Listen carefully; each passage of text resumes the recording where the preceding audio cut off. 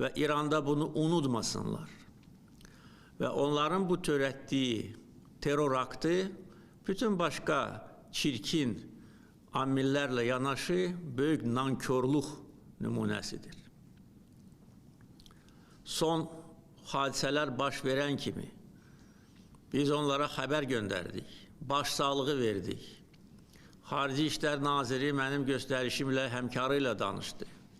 Mən onların səfirliyinə gedib başsağlığı vermək üçün öz mövqeyimi bildirdim. Halbuki məndən başqa heç bir dövlət başçısı İranın heç bir səfirliyinə getməyib. Yəni bunu qiymətləndirməmək, bunu yerə vurmaq, özlərini alçaq nankörlar kimi aparmaq heç kimə şərəf gətirmir. Və bu şərəfsizlər, bizə qarşı bu terror aktını törədənlər peşman olacaqlar. Bizim gücümüzü sınamasınlar. Bizim gücümüzü sınamaq istəyənlər, onların başı yarıldı dəmir yumruq vasitəsilə.